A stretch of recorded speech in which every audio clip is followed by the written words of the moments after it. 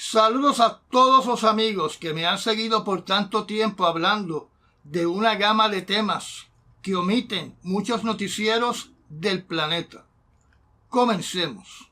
Primero vamos a mencionar de que la Corte Británica aparentemente todavía no ha llegado a una decisión final sobre el destino de Julian Assange para aprobar su extradición del Reino Unido hacia los Estados Unidos.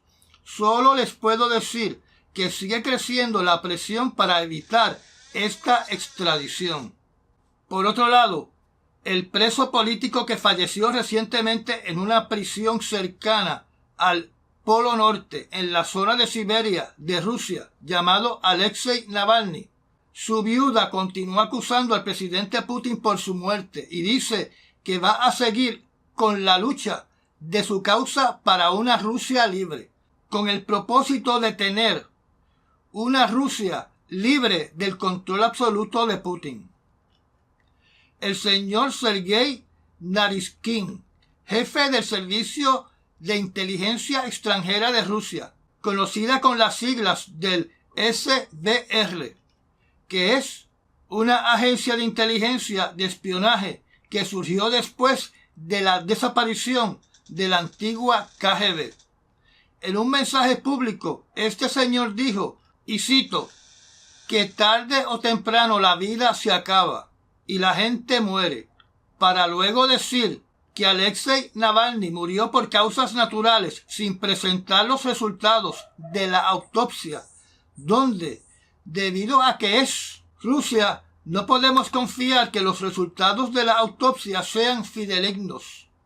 Y por otro lado, la persona menos indicada para estar hablando sobre Navalny es naturalmente el jefe de los espías rusos en el exterior. Se menciona que ciudadanos rusos continúan visitando la tumba de Navalny para dejarle flores y darle el último adiós.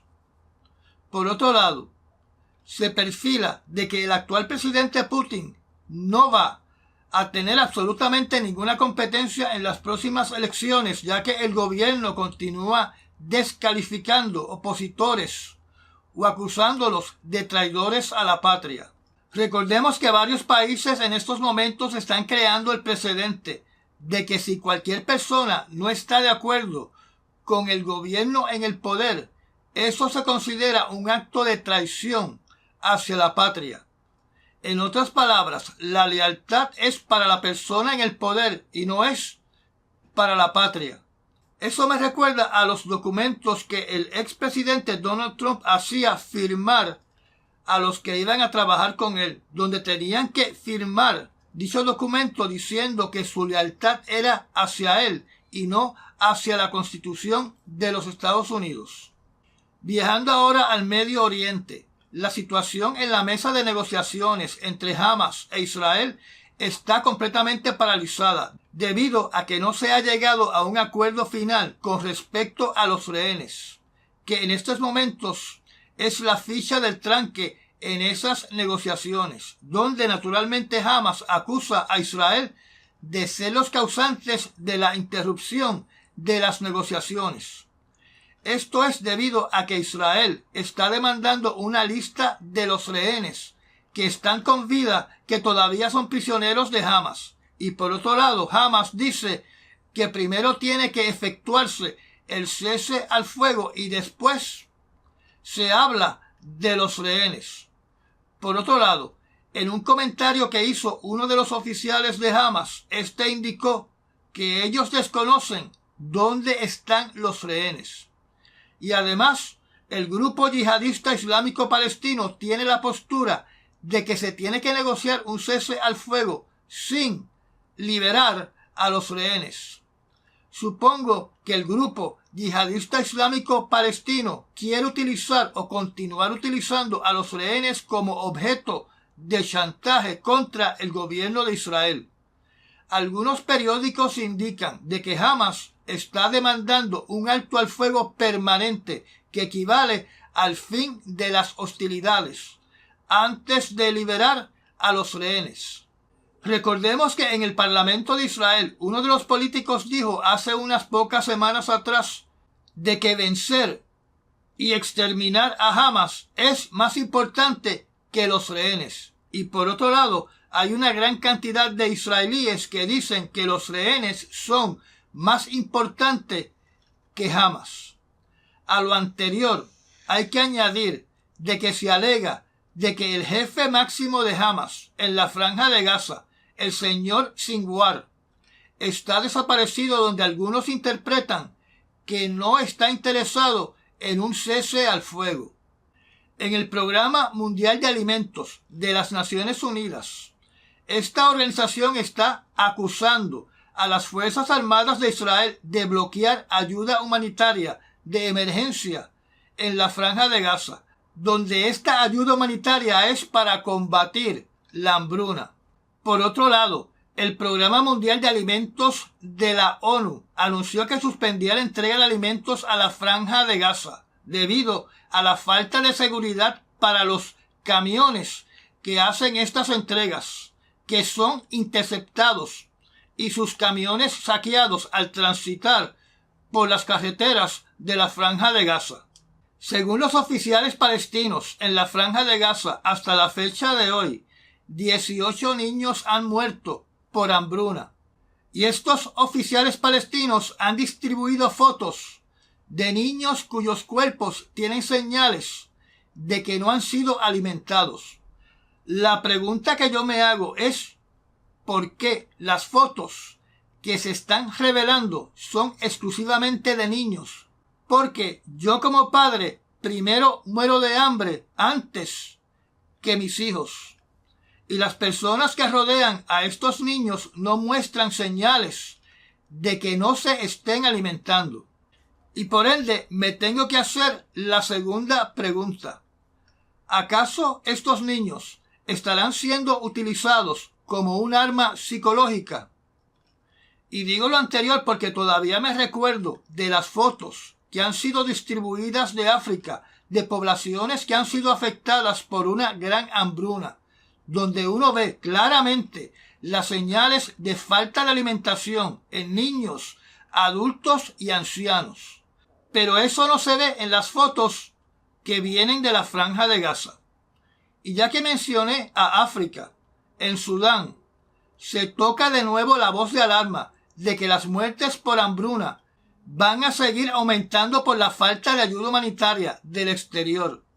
El Programa Mundial de Alimentos de las Naciones Unidas advirtió que el conflicto actual en Sudán puede desencadenar la mayor crisis de hambre del mundo, a menos que terminen los combates entre el ejército sudanés y las fuerzas de apoyo rápido. Funcionarios de las Naciones Unidas dijeron durante el día de ayer que más de 25 millones de personas diseminadas por Sudán enfrentan una grave inseguridad alimentaria. Mientras aumenta la hambruna, aumenta la violencia que ha impactado e impedido que el personal que entrega estas ayudas humanitarias accedan a la gran mayoría de las comunidades ubicadas en diferentes sectores de Sudán que están en una crisis inmediata de hambruna. Como saben, aparentemente el mundo se ha olvidado de la crisis en Sudán, de la misma manera que se han olvidado de la crisis en Haití. Y ya que mencioné el país de Haití, me sorprendió la noticia diciendo de que su primer ministro, que regresó de África, entró a territorio de Puerto Rico, donde originalmente su estadía en Puerto Rico iba a ser secreta, pero se filtró en los medios noticiosos de que llegó a esta isla caribeña, donde también se mencionó el rumor de que está buscando asilo político en territorio de los Estados Unidos. Se dice que la ausencia extendida del primer ministro de Haití en el exterior tiene a la población desmotivada y preocupada, particularmente cuando las gangas dirigidas por un líder del bajo mundo llamado Barbecue expande su poder dentro de Haití. El primer ministro de Haití estaba en África, en el país de Kenia, tratando de negociar que una representación de 1,000 policías de Kenia, armados, financiados por las Naciones Unidas, viajaran al país de Haití en un intento de recobrar la ley y el orden en dicho país. Pese a que ya se conoce que la Corte Suprema de Kenia dictaminó de que dicha acción era anticonstitucional. Por otro lado, hay haitianos que residen en los Estados Unidos que están responsabilizando a la administración del presidente Biden de lo que está ocurriendo en estos momentos en Haití. Según ellos, el presidente Biden no está tomando acción donde estas personas llegan al extremo de acusar a la administración del presidente Biden de estar enviando armas a las gangas que se están apoderando del país de Haití, donde estas armas, según los alegatos, sin presentar evidencias, provienen del estado de Florida. Por otro lado, hay una contradicción de esas personas porque dicen que la administración del presidente Biden quiere que permanezca en el poder el primer ministro actual y por otro lado acusa a la administración del presidente Biden de ser los que proveen armas a los gangueros para derrocar al primer ministro de Haití, donde van al extremo de amenazar al presidente Biden de que si no se hace nada con respecto a la situación en Haití, que todos los haitianos residentes en Estados Unidos que voten por el partido contrario. Es curioso que estas personas no conozcan que todavía continúa un tranque presupuestario en el Congreso de los Estados Unidos, donde están paralizadas las ayudas a Ucrania y para Israel, y por ende a otras zonas del planeta. También es contradictorio que piensen que la administración de Donald Trump ayudaría a Haití, cuando es bien conocido que la política de Donald Trump es bloquear toda ayuda al exterior de la nación americana y disolver lo que se conoce como USAID, porque la postura del expresidente Trump es que los países tienen que resolver sus problemas ellos mismos y no que Estados Unidos les resuelvan sus problemas a ellos. Otra contradicción de esta crisis es que Haití ha condenado la intervención de los Estados Unidos en ese país, pero al mismo tiempo quiere la intervención de Estados Unidos cuando hay problemas en dicho país. Y otra contradicción es que acusan a la administración de Biden de estar respaldando al primer ministro llamado Ariel Henry. Y por otro lado, hay periódicos en los Estados Unidos que dicen que Estados Unidos le está pidiendo al primer ministro que deje su plaza vacante. Si lo que acabo de decir es cierto, entonces aumenta la posibilidad de que verdaderamente el primer ministro de Haití esté condicionando su retirada como primer ministro si se le provee asilo político en los Estados Unidos. Regresando al conflicto de Israel, el equivalente a la Cruz Roja en Turquía, llamada Rojo Creciente o Sol Creciente, está enviando el cargamento de ayuda humanitaria más grande hasta el presente con más o menos 3,000 toneladas de alimentos, medicinas y equipos a la Franja de Gaza. Este cargamento va a ser enviado a Egipto para que desde ese país cruce la frontera hacia la Franja de Gaza. Recordemos que estamos a pocos días de comenzar el Ramadán, cuya fecha de inicio es el 10 de marzo. Y como les indiqué en las noticias anteriores, el grupo de yihadistas islámicos palestinos ha solicitado que durante ese mes se tiene que convertir en el mes del terror, donde todos los países musulmanes tienen que arremeter con actos terroristas contra todos los países que están respaldando a Israel y naturalmente contra la comunidad israelita. En otras noticias, la Corte Internacional Penal acaba de emitir órdenes de detención contra 2 altos oficiales de las Fuerzas Armadas de Rusia por conducir ataques en contra de la población civil y contra de la infraestructura civil de Ucrania. Las órdenes de detención van en contra del teniente general Sergei Kovilach, comandante de la aviación rusa, y el almirante Víctor Sokolov, comandante de la flota del Mar Negro de Rusia. Si se emitieron órdenes de detención contra estas personas por dichas causas, entonces se cae de la mata que las mismas acusaciones se pueden utilizar contra los generales de la Fuerza Aérea de Israel y también en contra de los oficiales del Ejército de Israel, más contra el comandante en jefe de las Fuerzas Armadas de Israel, que es el primer ministro Benjamín Netanyahu. Estas órdenes de detención nos dan una idea más clara de cuánto tiempo se tarda la Corte Internacional Penal en reaccionar y de emitir órdenes de detención. En estos casos donde hay violaciones altamente criminales en contra de la población civil. Y tenemos que recordar de que hasta ahora los Estados Unidos le ha dicho al gobierno de Israel que ellos tienen la capacidad de neutralizar a Hamas utilizando métodos menos drásticos. Por ahora, el gobierno de Sudáfrica le ha solicitado a la Corte Internacional Penal que tome decisiones contundentes de forma inmediata contra el gobierno de Israel. Viajando ahora al Caribe.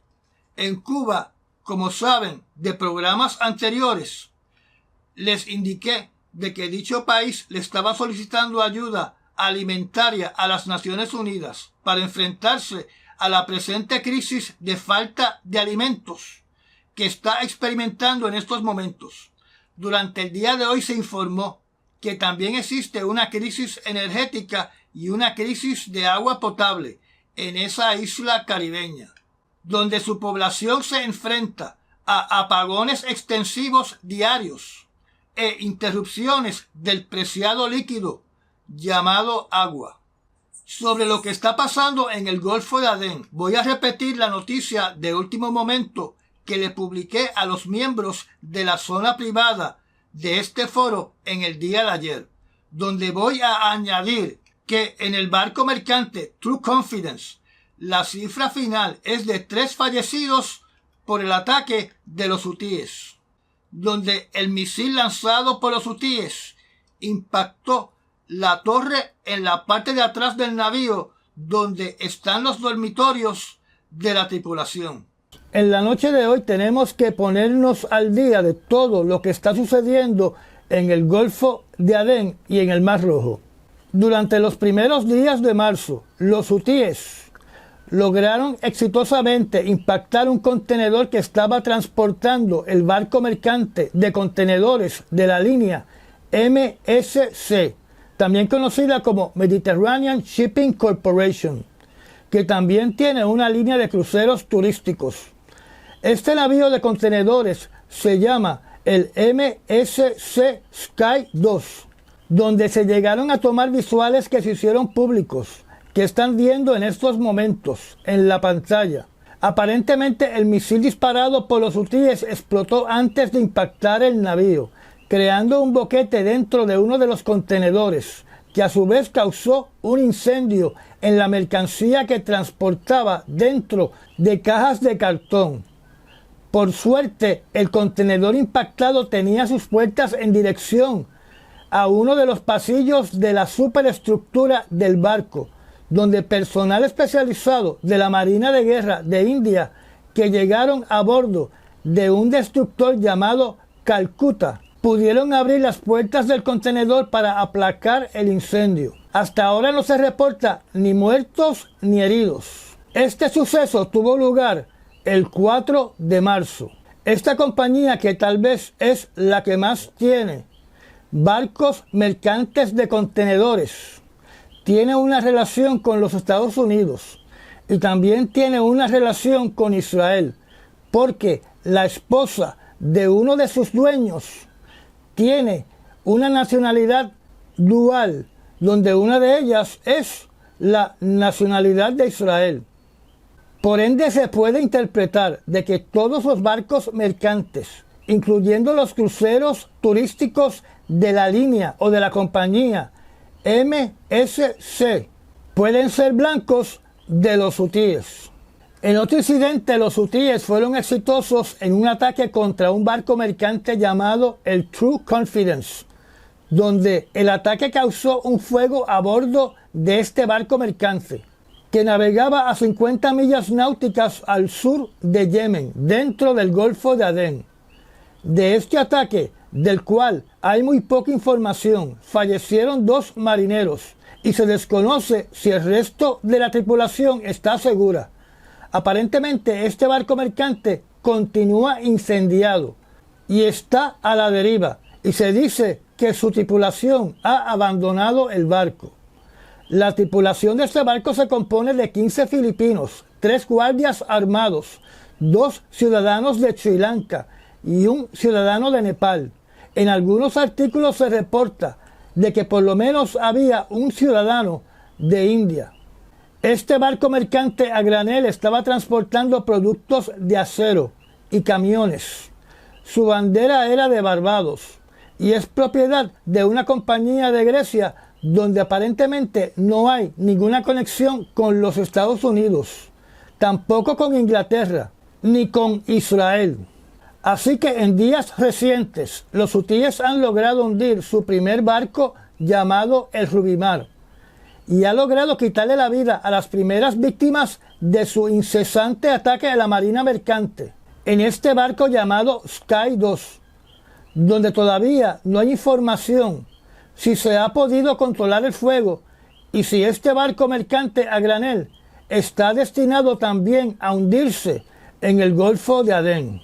Por otro lado, aparentemente los hutíes intentaron hundir al destructor de los Estados Unidos llamado el USS Carney, donde los misiles disparados por los hutíes fueron interceptados exitosamente por dicho destructor.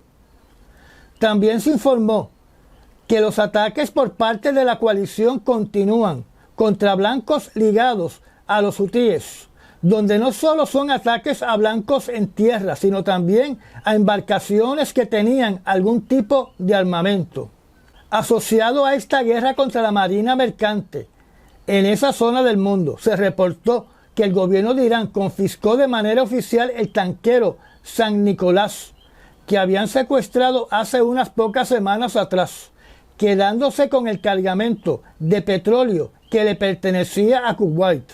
Este tanquero llamado San Nicolás pertenece a la flota de Chevron, que es una compañía de los Estados Unidos. Aparentemente la tripulación de ese tanquero continúa siendo prisionera de las autoridades de Irán. Hoy salió un artículo donde se dio una opinión de que es inevitable que se declare una guerra de forma oficial contra los hutíes y que se tengan que poner soldados en suelo de Yemen. En otras noticias, lamentablemente el fuego en el norte de Texas continúa, donde se unió a las víctimas fatales un jefe de bomberos. Y como era de esperar, en el mundo de los conspiralocos, se planteó la idea de que dicho fuego fue causado por un rayo de energía disparado desde el espacio. Recordemos que en el año 2018, la representante republicana y cubanista Marjorie Taylor Greene planteó que los fuegos en el estado de California fueron causados por un rayo de energía disparado desde el espacio. Otra noticia que proviene de Europa. Durante el día de hoy se informó que ya de forma oficial Suecia comienza su primer día como miembro de la organización de defensa llamada la OTAN. El ruso Kasparov, que es uno de los mejores ajedrecistas del mundo, que fue orgullo de la Unión Soviética, ya que fue por muchos años campeón mundial, que vive hoy en el exilio, fue catalogado como extremista y terrorista en la lista del Kremlin, aparentemente debido a su última declaración condenando a Putin como ser el verdugo de Alexei Navalny. Y por ende, la venganza del Kremlin es declararlo terrorista. Las personas bajo esta clasificación usualmente son catalogadas como blancos legítimos para ser eliminados o detenidos para ser procesados criminalmente. Así que Kasparov está expuesto a ser una víctima más del aparato ruso de eliminar traidores y terroristas fuera del país. Simultáneamente, la viuda del señor Alexei Navalny le ha solicitado al pueblo ruso conducir protestas en el día de marzo 17 mientras se celebran las elecciones en Rusia. En Venezuela, su presidente Nicolás Maduro ha enviado un mensaje a los Estados Unidos de forma indirecta a través de los medios noticiosos del país, diciendo de que si se quitan las sanciones, todos los venezolanos van a regresar a Venezuela, eliminando así el problema de migración de venezolanos hacia los Estados Unidos, donde naturalmente hay venezolanos que se burlan de las expresiones del señor Nicolás Maduro. Asociado al conflicto entre Venezuela y Guyana, durante esta semana salió una noticia indicando de que Guyana ya sobrepasó la producción de petróleo de Venezuela, y eso naturalmente va a enfurecer al señor Nicolás Maduro. Estamos hablando de que mientras Venezuela produce 104,000 barriles de crudo diariamente, ya Guyana produce 621,000 barriles de crudo diariamente. ¿Quién sabe si en pocos años, con una buena administración, Guyana se convierte en el Singapur del Caribe? Para terminar las noticias de hoy, voy a mencionar que el primer ministro de Grecia, el señor Mitsotakis, junto con el presidente de Ucrania, el señor Zelensky, visitaban la ciudad de Odessa, donde los rusos condujeron un ataque contra dicha ciudad, donde hasta este momento se han reportado 5 personas fallecidas y una cantidad no determinada de heridos. El primer ministro de Grecia le mandó un mensaje a todos los otros jefes de Estado de que tienen que visitar a Ucrania para vivir en carne propia lo que está experimentando ese país. Y estas fueron las noticias escogidas para las últimas 48 horas. Recuerde recomendar este canal y de compartir estos videos. Hágase miembro del canal y apriete la campanita para enterarse de cuando publico un nuevo video. Recuerde darme un like. Ayude a que este proyecto siga creciendo. Mil gracias a los que se han convertido en patrocinadores de este canal mediante los Super Thanks o haciéndose miembro de nuestra zona privada. Y nos vemos en el próximo análisis noticioso. Hasta mañana.